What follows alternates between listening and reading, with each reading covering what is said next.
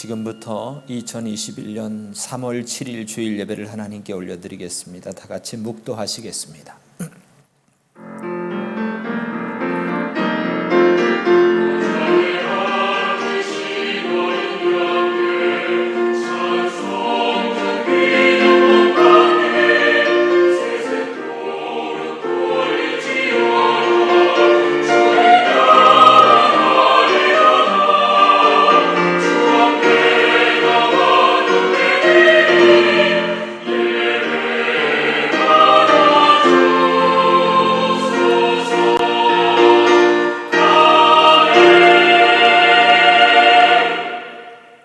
찬송가 11장입니다. 통합은 없습니다.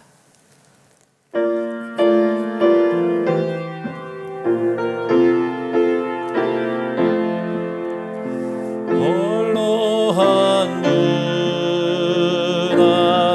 하나님께 전하 만민 경배하라. 만국 왕을 다스리고 온 세상 만민 기르신다. 만국 왕을 다스리고 온 세상 만민 기르신다. 독생성자 예수님께 모든 죄인 회개하라. 세상 만민 구원하고 놀라운 은혜 베푸신다. 세상 만민 구원하고 놀라운 은혜 베푸신다. 보혜사 성령님께 모든 삶을 맡기어라. 말씀으로 놓으시고 죄악을 이길 힘 주신다. 말씀으로 놓으시고 죄악을 이길 힘 주신다.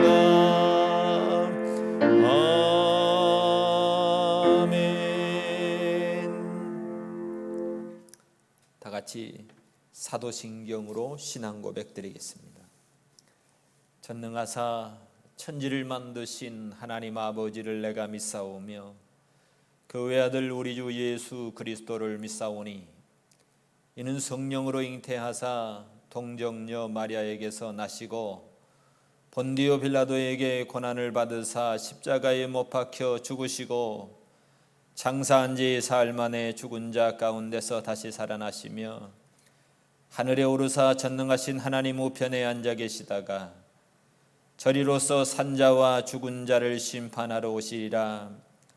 성령을 믿사오며 거룩한 공예와 성도가 서로 교통하는 것과 죄를 사하여 주시는 것과 몸이 다시 사는 것과 영원히 사는 것을 믿사옵나이다. 아멘. 찬송가 260장, 통합은 194장입니다.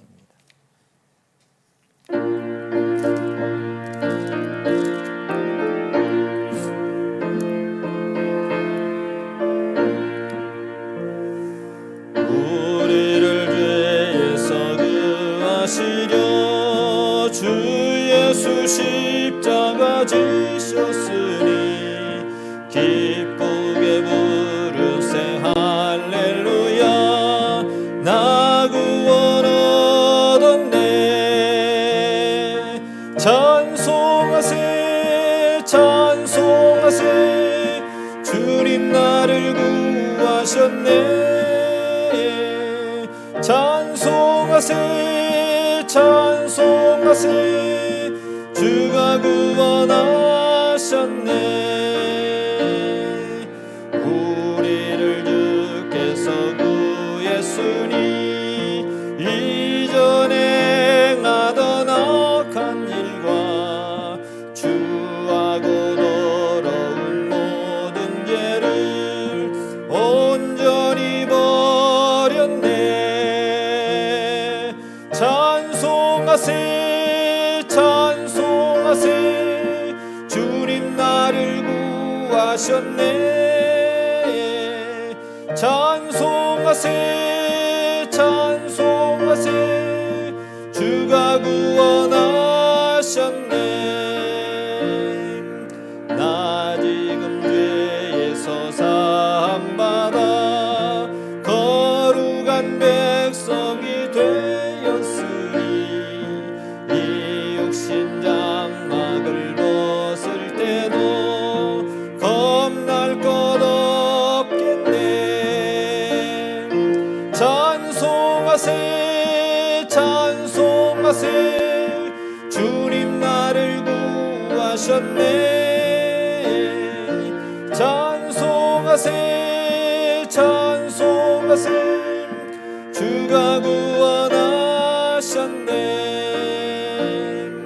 우리가 이 세상 떠날 때에 예수의 손목을 굳게 잡고 영원히 즐거운 천국에서 주와 함께 살겠네. 찬송하세 찬송하세 주님 나를 구하셨네. 찬송하세 찬송하세 주가 구원하셨네.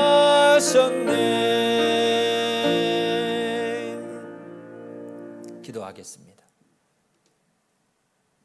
우리의 생명이신 주님, 오늘도 이 거룩한 안식일을 우리에게 허락하셔서 이 안식을 통해서 더 영원한 하늘의 소망을 기대하며 소망하게 하시는 하나님의 은혜를 너무너무 감사합니다. 이 시간 각처에서 하나님의 이름을 부르며 예배하는 주님의 자녀들을 기억하여 주시고, 오늘 이 크랜브룩 한인 장로교회를 통해서 사랑하는 모든 성도들이 주의 이름을 부르며 예배하는 이 예배의 순간을 또한 기억하셔서 하나님, 우리의 모든 심령이 주님을 예배하는 그 마음을 주여 받아 주시기를 원합니다. 성령 하나님, 우리 모든 심령을 감동해 주시고 역사하여 주시사 이 시대에 하나님이 원하시는 뜻이 무엇인지 분별하는 지혜를 허락해 주시고 주님의 뜻을 따라 순종하는 능력을 허락해 주셔서 이 세대를 거슬러 올라가는 주님의 자녀들이 다 되게 하여 주시옵소서.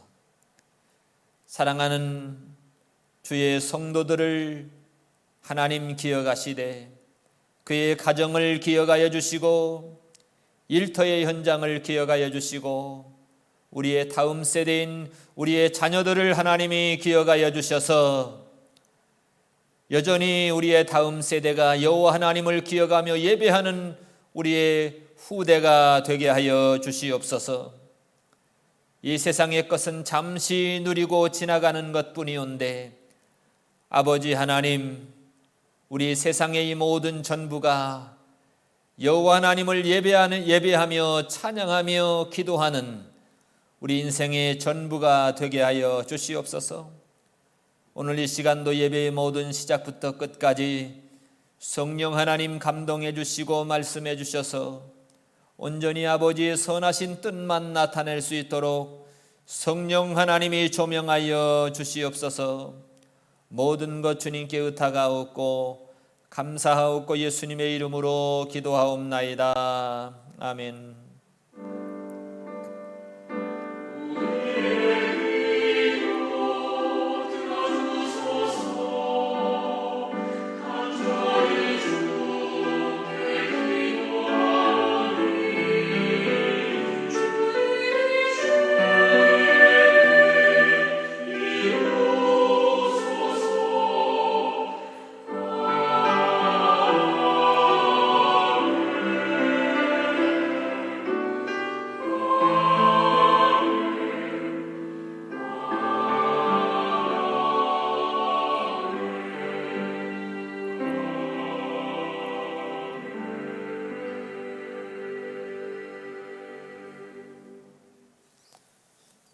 하나님 말씀은 갈라디아서 4장 21절부터 31절 말씀 보겠습니다.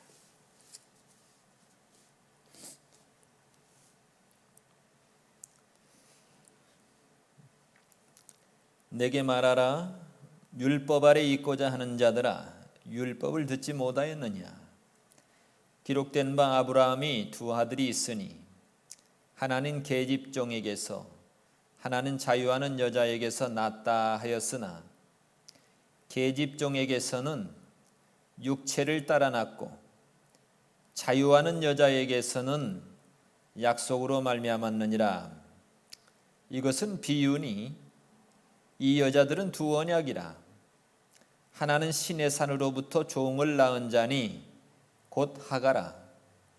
이 하가는 아라비아에 있는 신의 산으로부터 지금 있는 예루살렘과 같은 데니 저가 그 자녀들로 더불어 종노릇하고 오직 위에 있는 예루살렘은 자유자니 곧 우리 어머니라. 기록된 바 잉태치 못한 자여 즐거워하라. 구루치 못한 자여 소리질러 외치라.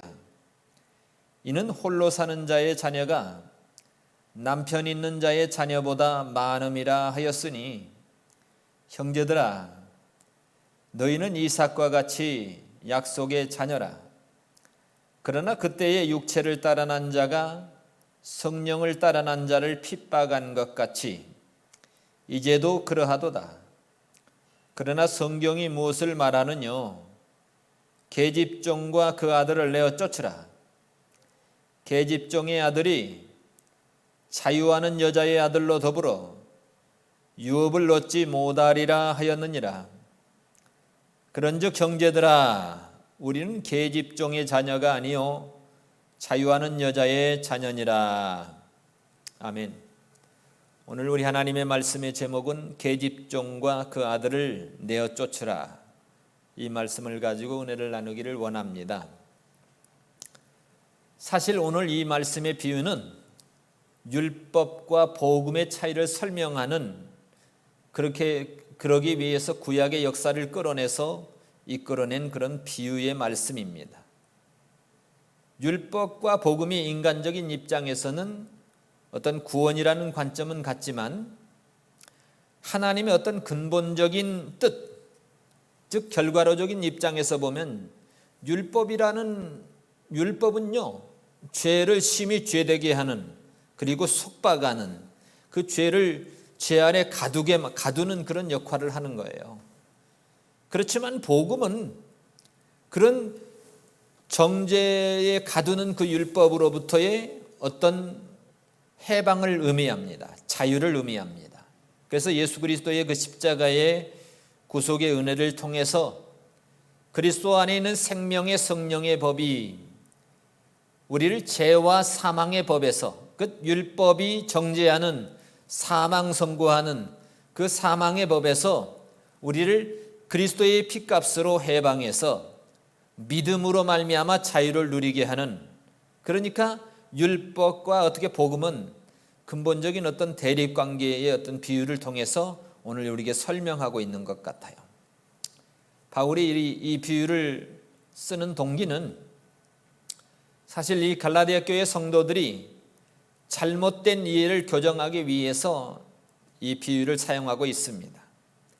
갈라디아 교회 성도들이 유대교의 어떤 거짓 교사들의 가르침을 따라서 아브라함이 자손이 되려면 아브라함의 혈통적인 후손인 유대인들과 같이 율법을 철저히 지켜야 되고 할례를 받아야만 구원을 받는다는 어떤 잘못된 생각을 따라서 그것을 교정하기 위해서 바울이 이 비유를 통해서 유대인들과 같이 율법을 지키고 종노릇하는 것은 그것은 하나님을 기쁘게 하지 못할 뿐만 아니라 도리어 예수 그리스도를 부인하는 이런 어처구니 없는 일임을 깨닫게 해서 갈라디아 교회 성도들을 통해서 다시 복음 앞으로 인도하기 위한 바울의 인격적인 호소가 담긴 그런 내용인 것입니다. 오늘 저도 읽어보니까 참 헷갈려요. 그러니까 오늘 여기 중심 내용을 대략적으로 한번 같이 살펴보면요, 24절에 보면 두 아내가 나오죠. 하갈과 사라. 이것은 율법의 기원이 시내산, 즉 종의 위치에 있는 모세를 의미하고 복음은 예수 그리스도를 기원으로 하는 그걸 의미하는 겁니다. 그 다음에 신분에 대해서 여기 22절에 보면 신분에 대해서 나오잖아요. 계집종, 이 하갈은 계집종이란 말이에요. 종이란 말이죠. 사라는 자유하는 여자였고, 그러니까 하갈이 사라에게 속해서 종이 된 것처럼 율법은 복음에 종속된다.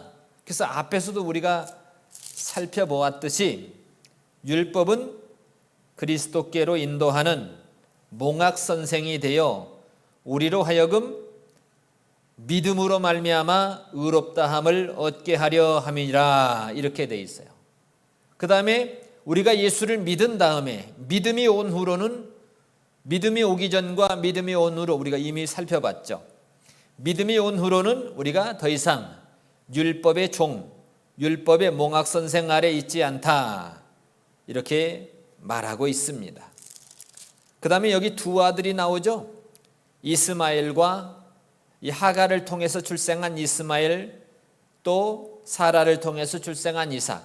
이스마엘은 어떤 자연적인 육체의 관계를 통해서 출생했다고 하면, 이삭은 어떻게 보면 하나님의 초자연적인 능력의 출생인 겁니다.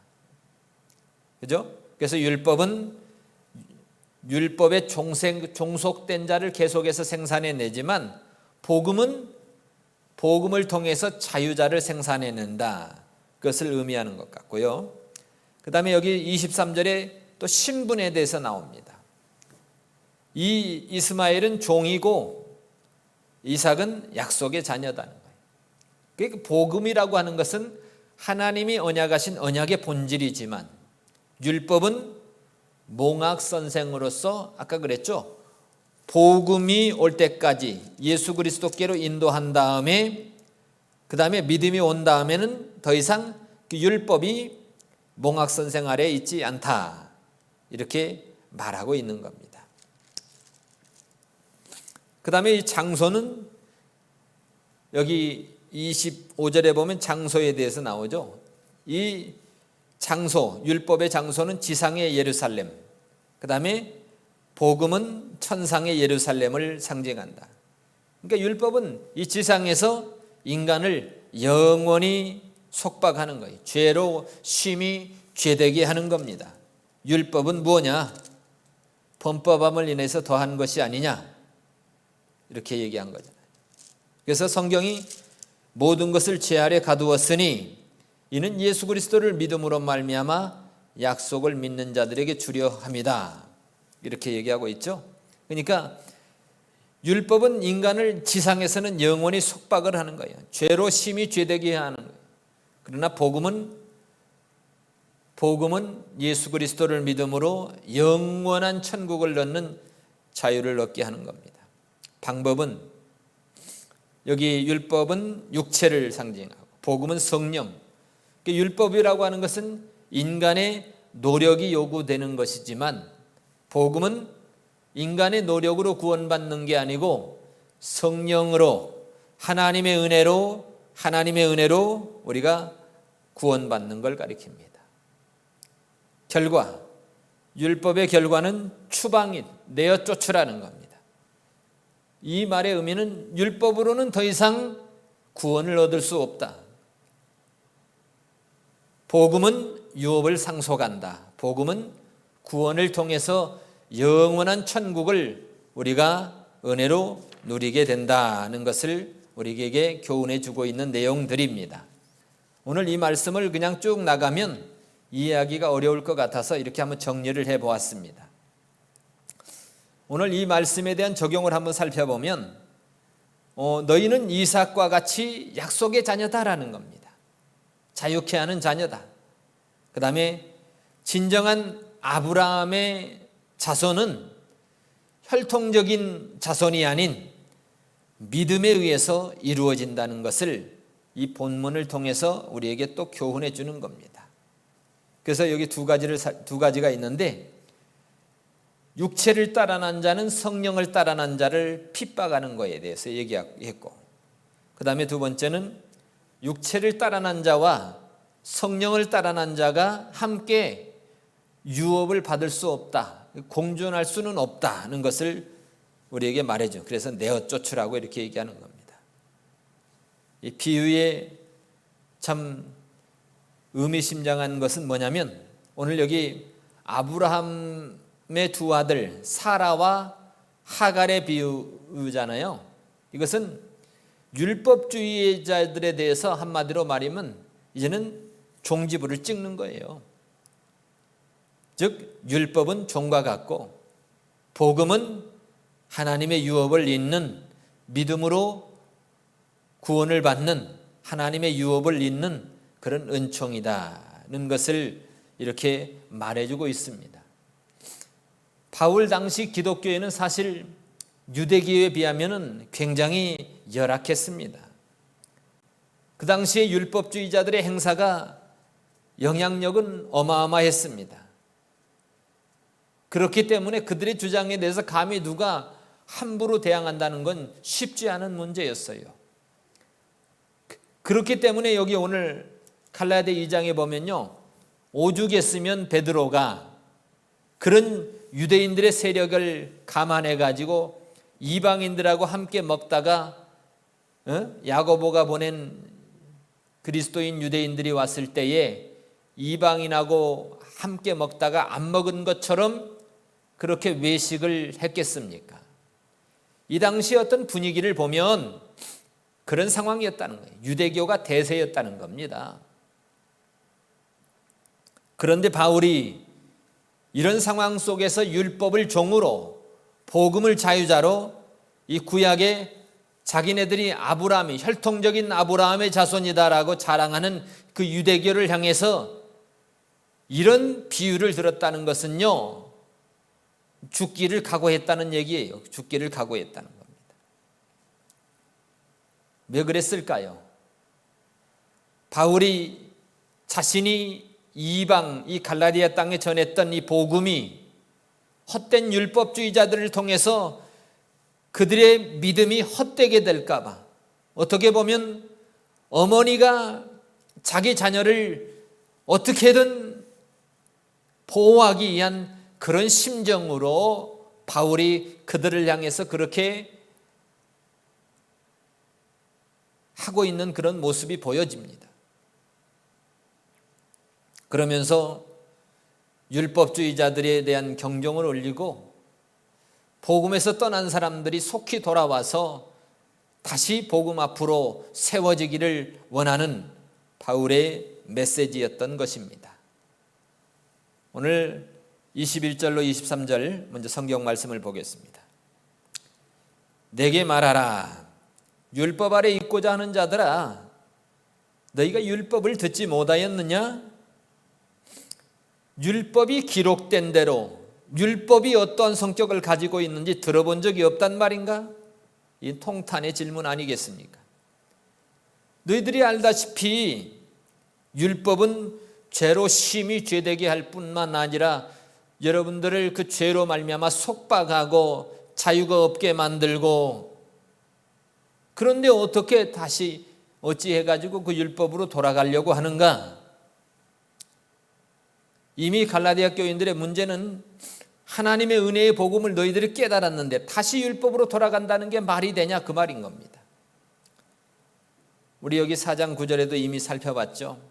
너희가 하나님을 알지 못해서 본질상 진노의 자녀로 하나님이 아닌 자들에게 종노릇하였는데, 그때는 인정한다마는 이제는 너희가 하나님을 알 뿐더러 또 하나님이 아신 바 되었거늘 어찌해서 다시 약하고 천한 초등학문으로 율법으로 돌아가서 그 율법의 종노릇하려고 하는 것이냐, 이런 말인 것입니다.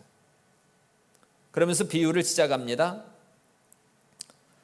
기록된 바 아브라함이 두 아들이 있으니 하나는 계집종에게서 하나는 자유하는 여자에게서 났다 하였으나 계집종에게선 계집종 하갈에게서는 육체를 따라 났다는 겁니다.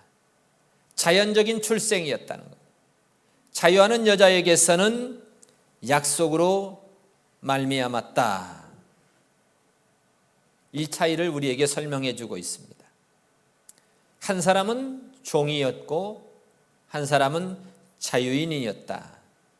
아브라함의 나이 75세 때에 하나님께서는 그에게 너의 자손이 하늘의 별과 같이 많아질 거야 라고 이렇게 얘기했는데, 하나님이 약속한 다음에 10년이 지나도 아무 이상 기운이 없습니다. 그래서 하나님이 아브라함의 아내 사라가 제안을 합니다. 그 여종 하갈을 취해가지고 하갈로 동침하게 해서 아들을 낳게 되는데 그 아들이 이스마엘이래요. 그렇지만 하나님의 뜻은 약속의 자녀는 하갈의 몸에서, 종의 몸에서 난 이스마엘이 아니었던 겁니다. 그로부터 이스마엘이 태어난 지 15년이 더 지난 다음에 아브라함의 나이가 100세가 돼서 사레의 나이는 90세가 됐을 때, 인간적으로 보면 생산의 능력이 완전히 없어진 그런 상태, 그것은 말 그대로 하나님의 초자연적인 능력의 개입이 없이는 생산할 수 없는 그런 나이 때에 하나님께서 찾아오셔서 약속하신 대로 아브라함에게 아들을 주셨습니다. 그 아들이 바로 이삭이었던 겁니다. 따라서 이스마엘은 아브라함의 어떤 자연적인 체력, 즉 육체를 따라 난 아들이었고, 이삭은 하나님의 약속을 따라 노쇠한 아브라함의 몸에서, 사라의 몸에서 초자연적인 하나님의 능력과 하나님의 은혜로 얻은 아들이었던 겁니다.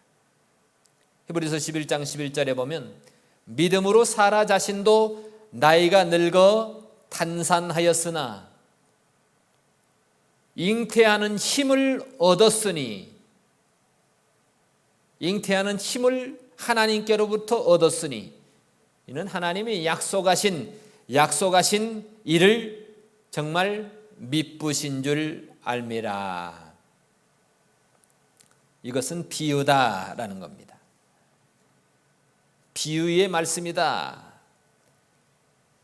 비유라고 하는 것은 풍유로 말함이 되는 것들이라고 번역해야 되는데, 비유는 그 내용의 중요한 부분들만이 어떤 신령한 뜻을 내포하고 있는 것이고, 풍유는 내용의 전부가 신령한 뜻을 나타내는 것입니다.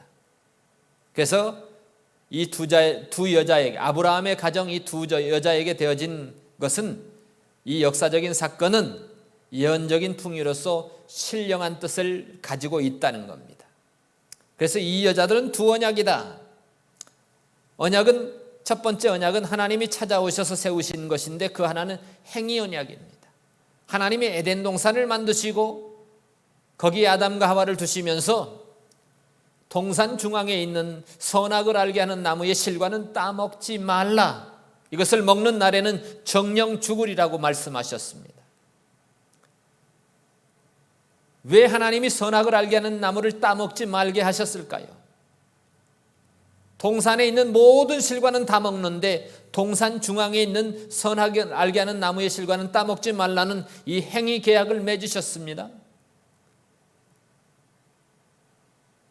하나님이 따먹지 말라고 한 이유가 뭐냐면, 이 동산의 주인이 선악을 알게 하는 나무를 볼 때마다 동산의 주인이 하나님이시고 아담과 하와의 행복의 조건이, 영원의 행복의 조건이 하나님이 말씀하신 이 선악을 알게 하는 나무를 따먹지 않는 것을 깨닫게 하시기 위해서 주인의 뜻대로 순종해야지 행복하다는 것을 알게 하시기 위해서 하나님께서는 그렇게 하신 거예요. 그런데 아담과 하와가 그것을 따먹고 결국에 지키지 못했습니다. 지키지 못했는데 그 언약이 폐지됐습니까? 폐지된 게 아니에요. 그것은 계속해서 말하고 있는, 우리를 정죄하고 있습니다.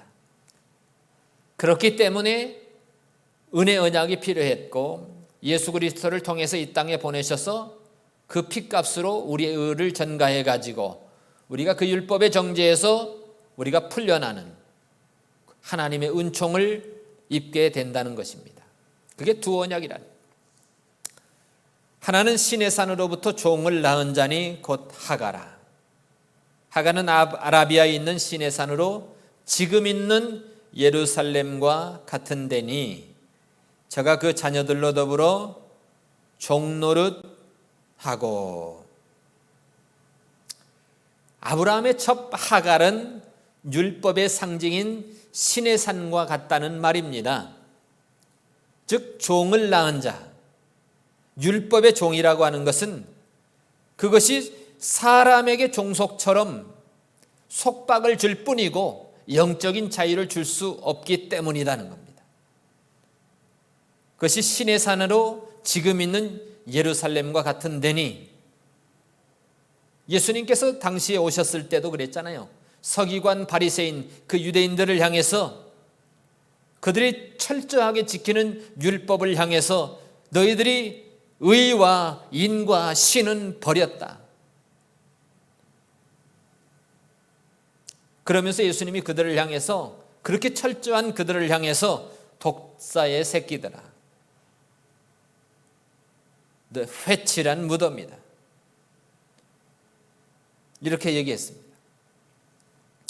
지금 있는 예루살렘,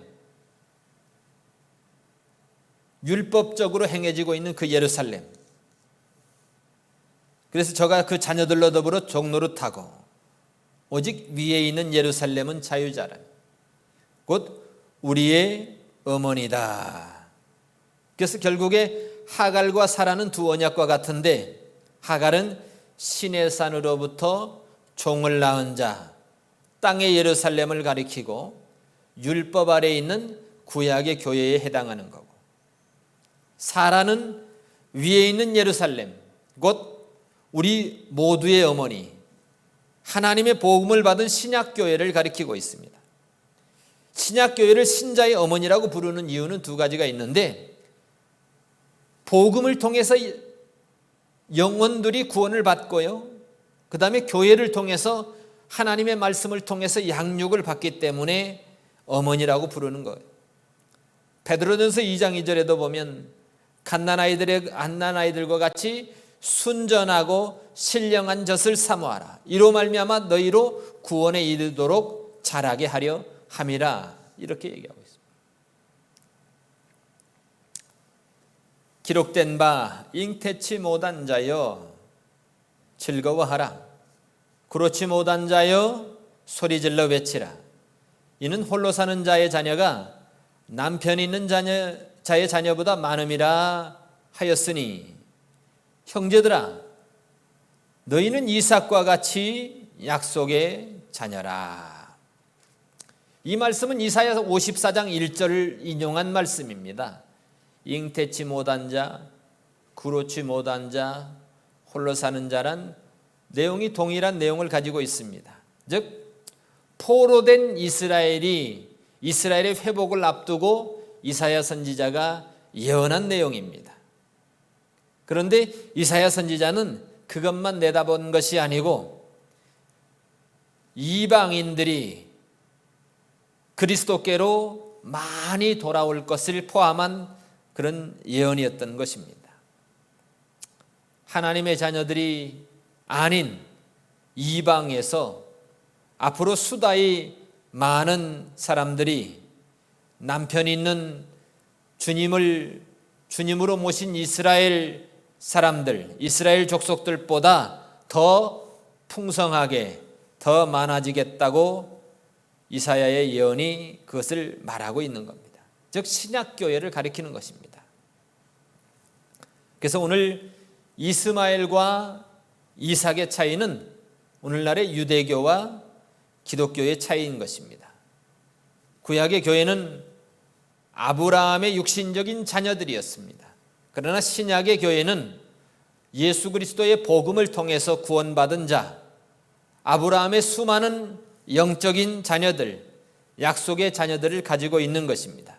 그래서 주 예수 그리스도를 믿는 우리가 바로 아브라함의 자손이고 약속의 자녀다. 이것을 얘기하고 싶은 겁니다. 29절로 31절에 보니까 그러나 그때의 육체를 따라 난 자가 성령을 따라 난 자를 핍박한 것 같이 이제도 그러하도다.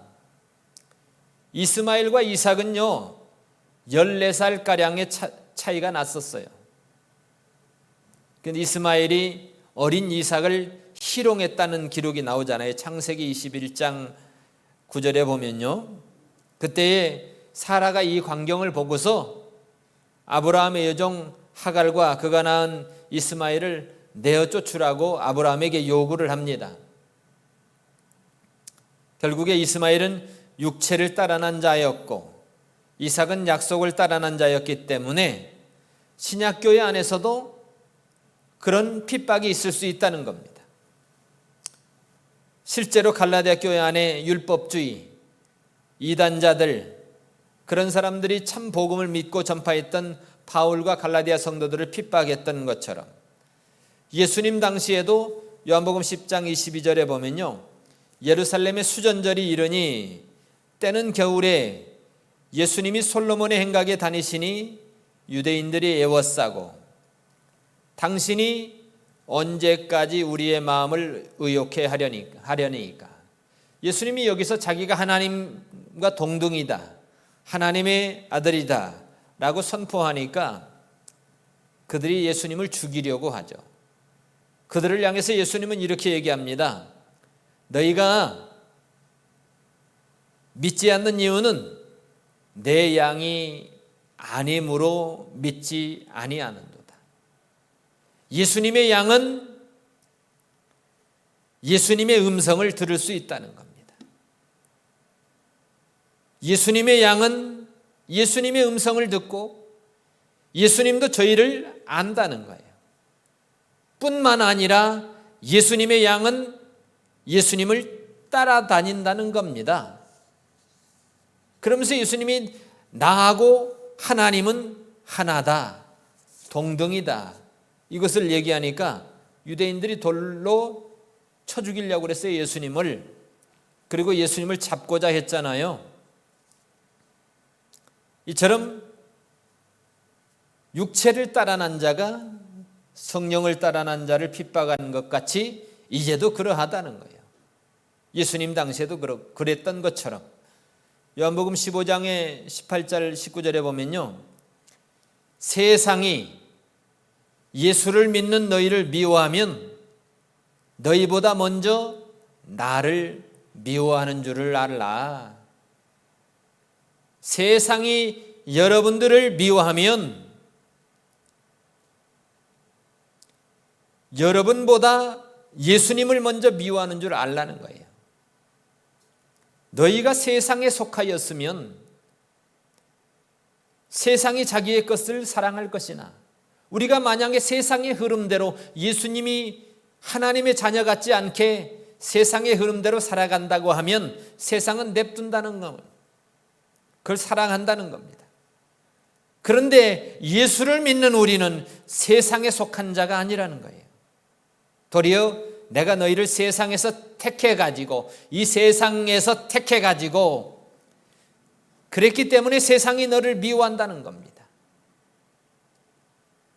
왜 도대체 세상이 우리를 미워할까? 사람들이 나를 핍박하였은즉 너희도 핍박할 터이요 나를 미워하는 자는 또한 내 아버지도 미워한다는 겁니다. 왜 도대체 세상이 우리를 핍박한가? 왜 세상과 예수 믿는 믿음과는 동일하지 않을까? 이유가 있어요. 세상이 너희를 미워하지 못하되 나를 미워하는 이유가 있다는 거예요. 예수님께서 그렇게 말씀하셨죠. 이는 내가 세상의 모든 행사가 악하다라고 증거했기 때문인 것입니다. 세상의 모든 행사가 악하기 때문에 악하다라고 예수님이 말씀하셨어요. 그렇기 때문에 세상이 그들을 사랑할 수 있는 조건이 있는데 그거는 뭐예요? 세상에 속해가지고 그 세상에 따라가는 거예요. 그러나 세상의 사랑을 받지 못하는 이유는 이 세상과 반대되는 조건이 있기 때문에 그런 것입니다. 사도행전 5장 41절에도 하나님의 복음을 전하는 사도들이 예수의 이름 때문에 능력을 받고 핍박을 받을 때에 당연하다, 합당한 자로 여기심을 기뻐하면서 공의 앞을 떠났다고 얘기했죠. 사도 바울이 전에는 이 하갈에 속한 율법의 종이었던 율법을 그렇게 철저하게 지키면서 한 일이 뭡니까? 예수 믿는 그리스도인을 핍박했던 거예요. 그러니까 율법과 이 복음이 율법주의로 가면 이 복음을 핍박하게 돼 있고 결국엔 그걸 쓰러뜨리려고 하는 거예요. 공존이 안 됩니다. 융합이 안 됩니다. 그렇기 때문에 바울이 예수를 믿고 난 다음에 하나님의 복음을 전하면서 고린도후서 11장에 보면요, 예수 믿는 이 복음을 전하기 위해서 수고를 넘치도록 하기도 하고 이 복음 전하는 것 때문에 옥에 갇히기도 더 많이 하고 수없이 맞기도 하고 여러 번 죽을 뻔도 하고 유대인들에게 이제는 도리어 유대인들에게 40의 감한매를 5번이나 맞았어요. 3번 태장으로 맞고 1번 돌로 맞고 3번 파선하는 데 일주야를 기품해서 지내기도 하고 강의 위험, 동족의 위험, 이방인의 위험, 시내의 위험, 광야의 위험, 바다의 위험, 거짓 형제 중의 위험, 이런 수고와 애쓰고 여러 번 자지 못하고 줄이며 목마르고 굶고 춥고 헐벗었다고 이렇게 얘기했습니다.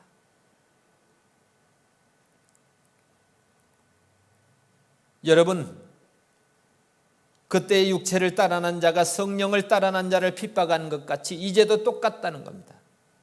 예수님 당시에도 그 유대인들이 복음 대신 예수님을 그렇게 핍박했던 것처럼 돌로 죽이려고 했고 결국에 예수님을 잡아다가 십자가에 못 박아 죽인 것처럼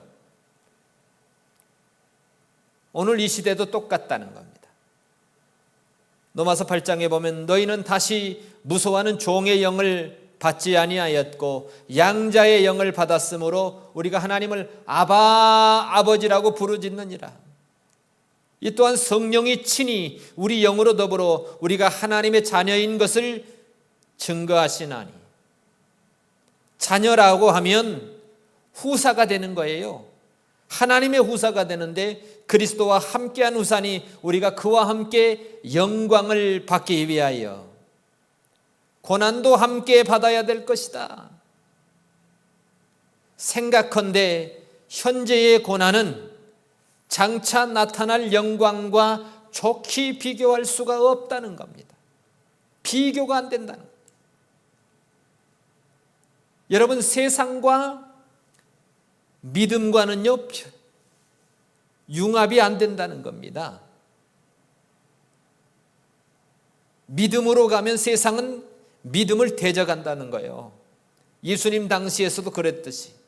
왜 그래요? 예수님께서 내가 세상의 행사를 악하다라고 증거했기 때문에 그랬습니다.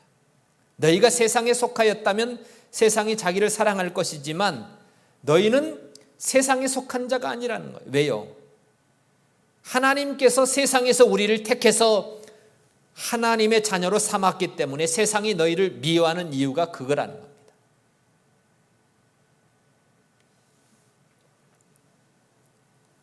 그런데 우리가 하나님의 자녀가 됐기 때문에 그런 후사가 되었고 또 그리스도와 함께한 후사, 그와 함께 영광을 받게 됐는데 이 땅에서 예수를 믿으면서 세상의 핍박, 세상을 통해서 받는 이 고난도 함께 받아야 될 것이니라 그래요.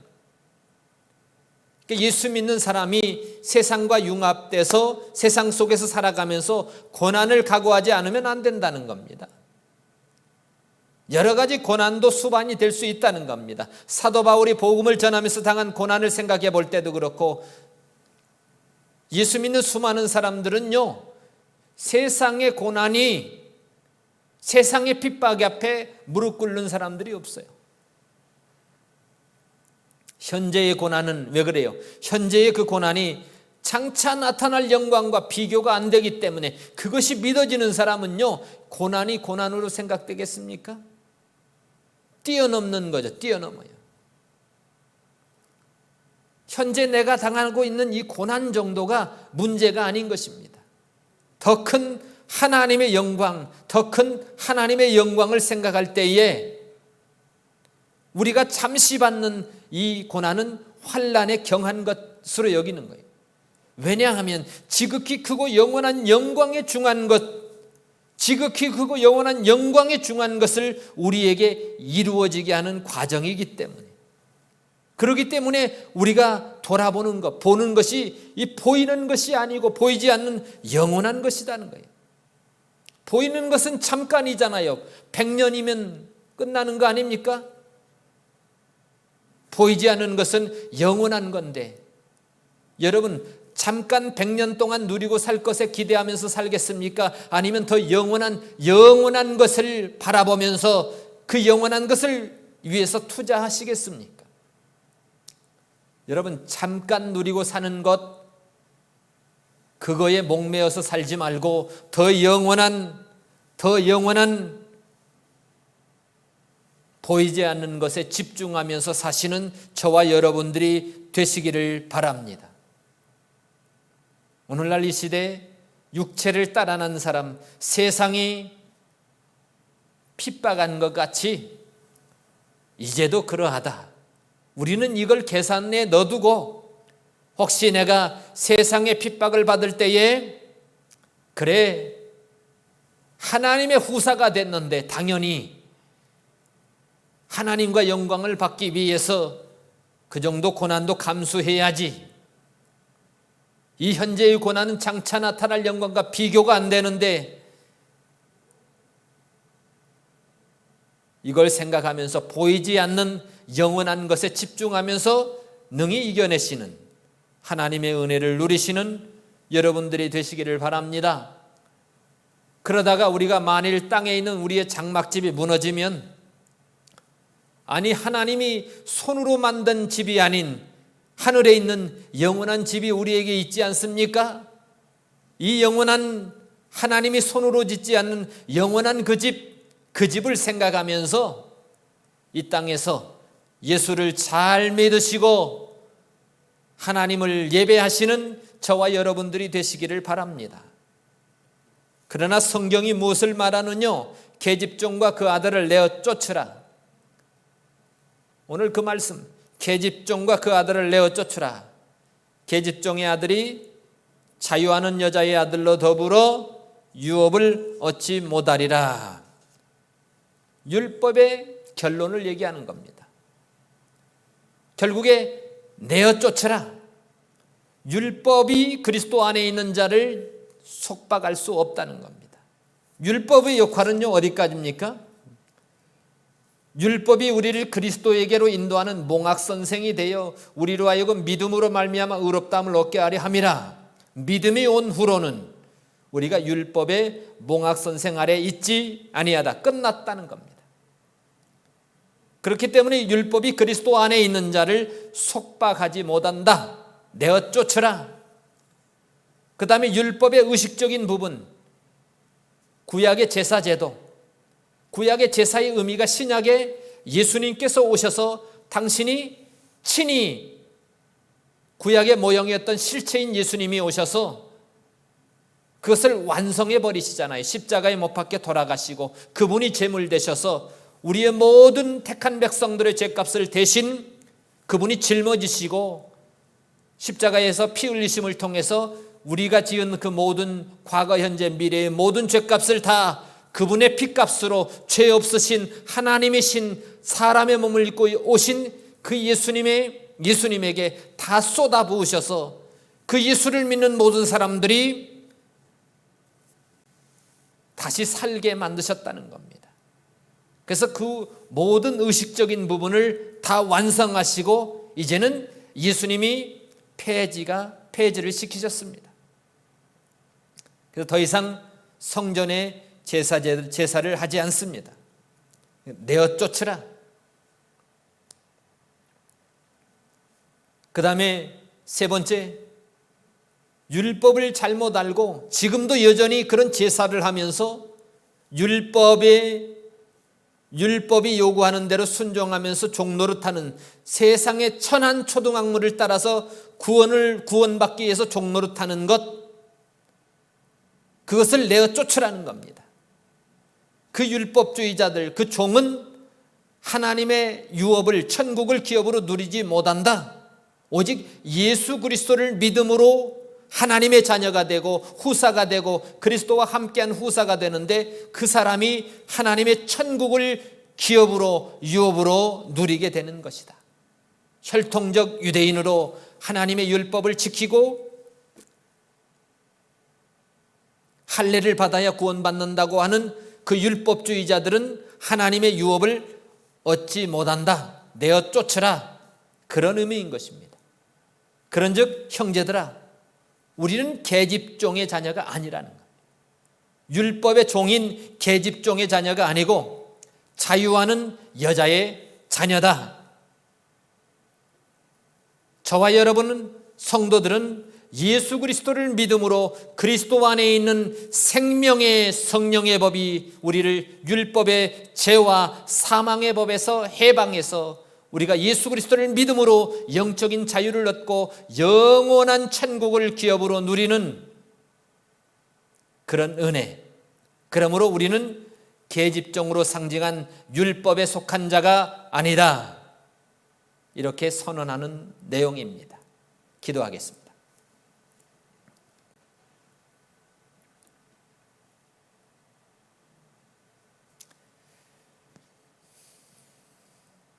하나님, 오늘 이 말씀을 통해서 우리가 율법의 종이 아닌 이제 복음에 자유하는 자로 우리를 삼아 주셨습니다. 우리가 오직 하나님의 은혜로 그 은혜를 통해서 하나님의 자녀가 됐고 하나님을 아버지라는 특권을 주셨고 그리스도와 함께한 후사가 되게 하셔서 영원한 하늘의 영광을 유업으로 있게 하시는 하나님. 그러나 우리가 자유자가 되었지만 여전히 이 세상은 성령을 따라난 자, 육체를 따라난 자가 성령을 따라난 자를 핍박한다고 하였습니다. 예수님 당시에서도 예수님께서 세상을 악하다 하였기 때문에 세상이 예수님을 핍박했고 예수님이 세상에 속한 우리를 택하셨기 때문에 세상과 다른 방법으로 살아가는 우리를 핍박한다고 말씀해 주셨습니다. 아버지, 이제 우리가 사도 바울을 통해서 선언된 이 말씀처럼 복음을 통해서 예수 그리스도를 통해서 죄와 사방의 법에서 해방한 이 복음의 자유를 누리는 하나님의 자녀로 살아가는 모든 성도들이 다 되게 하여 주시옵소서. 예수님의 이름으로 기도하옵나이다. 아멘.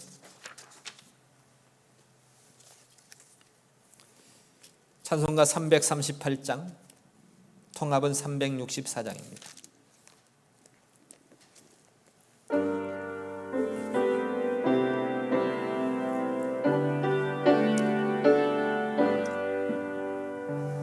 내 주를 가까이 하게 함은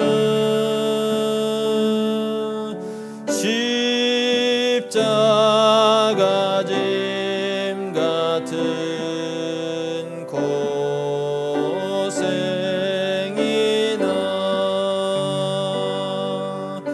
내 일생 소원은 늘 찬송하면서 주께 더 나아가기 원합니다.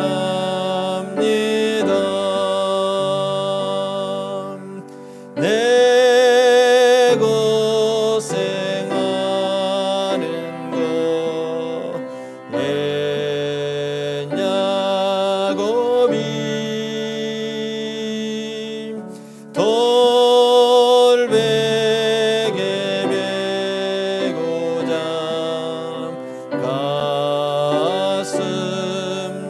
잠갔습니다.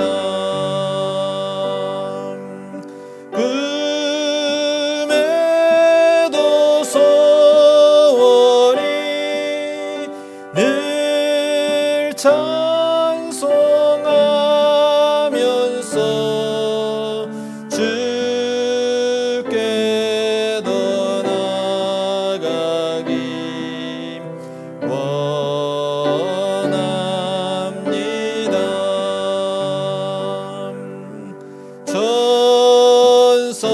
천성에 가는 길 험하여도 생명길 대나님 은혜로다. 천사 날 부르니 늘 찬송하면서 주께 더 나아가기 원합니다.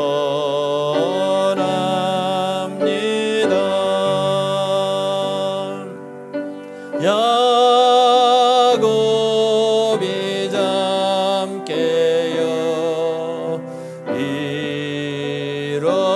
일어나는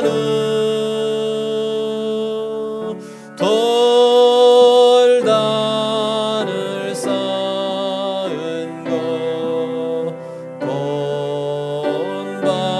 본받아서 숨질 때 되도록 늘 찬송하면서 주께 더 나아가기 원합니다.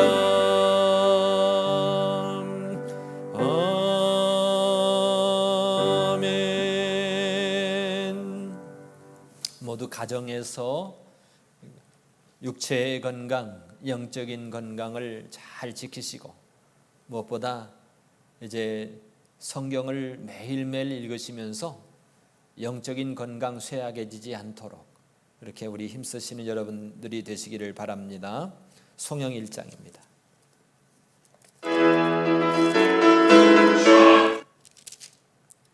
송영 1장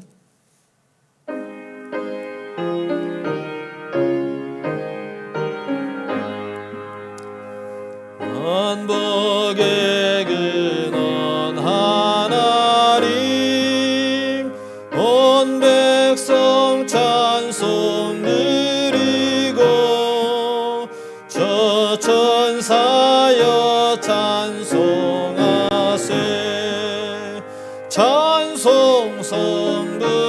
성자 성령 아멘. 지금은 우리 주 예수 그리스도의 은혜와 우리 아버지 하나님의 사랑의 무한하심과 성령 하나님의 감화 감동 교통하심이 사랑하는 성도들 머리 위에 지금부터 영원토록 함께 계실지어다. 아멘.